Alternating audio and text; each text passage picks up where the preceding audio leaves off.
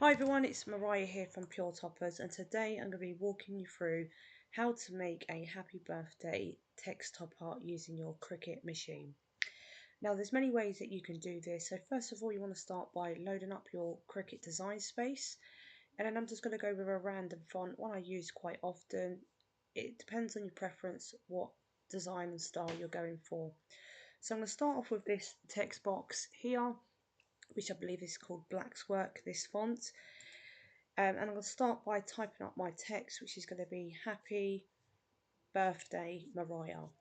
Now, with any text topper, you need to make sure the letters are grouped together, because when it comes to cutting your text topper, you'll find that the letters, if they've not been united or welded, the text topper just won't stand up, and all the letters will just be flimsy. So now I've written out my text. Now you're going to need to reduce the space in between the text, as you can see, and there's two ways of doing that. First of all, I start by ungrouping all the letters, selecting the ones I want to move up, as you can see here, just so I can work out where they're going to sit in line. So this is one method. Now I'm just going to go back to show you another method.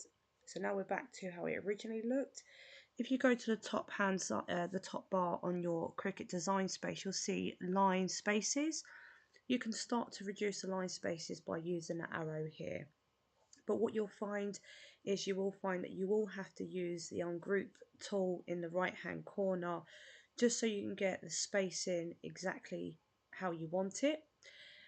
So now I've ungrouped everything, I'm going to start to move some letters across so they all join in with each other. As I mentioned before, if you don't do this step and you come to cut your text topper, the letters will not be welded together and they'll just be loose. So I'm starting with the happy. As you can see, I've moved all the letters across to make sure they are joining, and then I start to work on the birthday text. Now, one of the main important things here is you can see the dot on top of the eye is not joint to the body of the eye. So once you've lined up all your text, what's good to do is on the left hand side, grab a shape. It doesn't matter what shape it is. I've gone with a circle.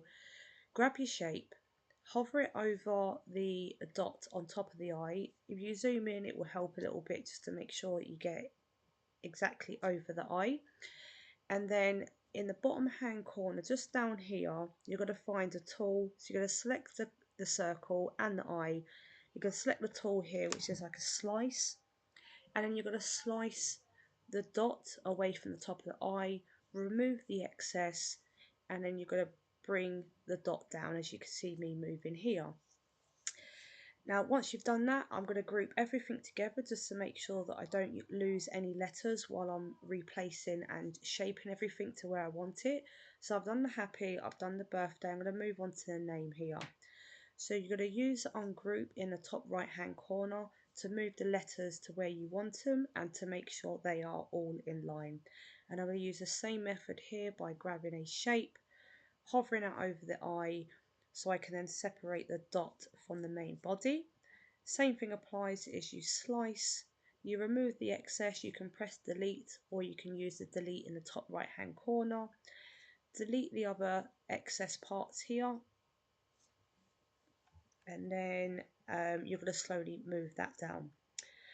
Once you've done so, you're going to then group all of your letters together, line them back up with the rest of the text, select all of the text to make sure you've got everything grouped together, and do one final check just to make sure that all of your letters somewhere are touching each other.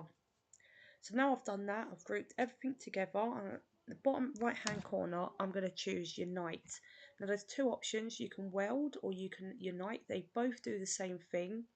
However, with unite, when you come to save your project, if you want to make any changes at a later date, you'll be able to ununite and add on maybe someone else's name or to have a move about. If you was to press weld and save your project, when you come to amend it at a later date, you'll find that you won't be able to. Now, I always use Unite because a lot of items that I make are custom, and therefore I may need to change a name or I may need to add in an age at some part on this text topper. Therefore, using the Unite button in the right hand corner allows you to make them changes at a later date. If it's something that you're making and you are not looking to custom change it, and you want to make sure it's there ready, you can always use the weld option. But to be safe, it's always best to go with Unite. I find it a lot more beneficial. Anyway, this is a simple tutorial on how to make a happy birthday text topper, which will be ideal for cakes, of course, any treat boxes. You can even use this as a cupcake topper. You would just need to scale it to size. This is scaled at 13 centimeters, so this will be suitable roughly for around about 7-inch cake. Guys, thank you so much for watching. This is my first tutorial. If you've enjoyed watching this and you would like to learn more tricks and tips with designing cake toppers and cake decorations, feel free to leave a comment in the box below as to what you would like me to do a tutorial next on. Especially if there's anything that you're struggling with and you're not quite getting, then leave a comment and don't forget to like the video and I can follow on with the next video. Thank you for watching.